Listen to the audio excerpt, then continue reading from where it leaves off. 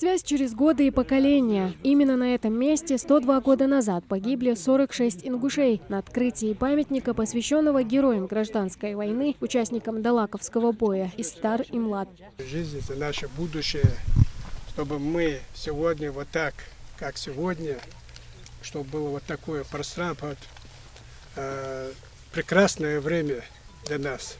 Впервые памятники, посвященные героям, павшим в Далаковском бою, открыли в селении еще в 1967 году. За долгие годы тот, что стоял в северной части поселения, почти весь разрушился. Тогда силами односельчан его решено было заменить.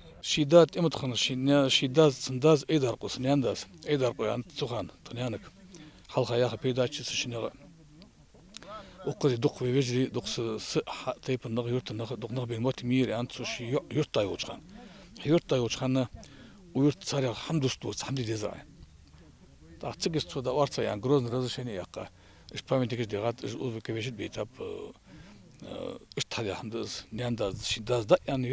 Махматхан Дахкельгов один из тех, кто впервые загорелся этой идеей в память и о своем деде, участнике боя. Махматхан из рассказов отца помнит чудеса храбрости, которые показывал в Далаковском бою его дедушка Ислам. Он до последнего сражался с врагом, получив несколько десятков ранений.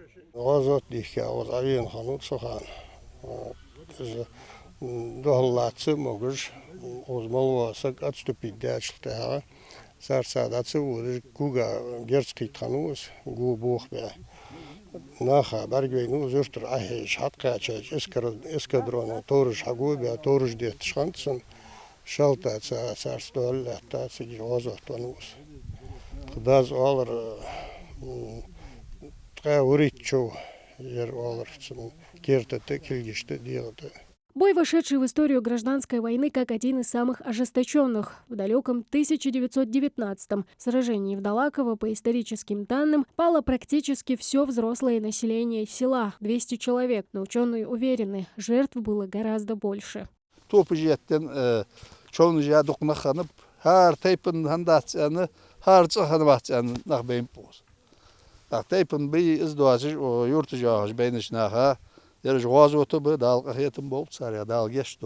Этот небольшой монумент – напоминание потомкам о подвиге героев гражданской войны. Подсчет жертвам ученые ведут до сих пор. Тамара Хшагульгова, Магомед Белакиев, Новости 24.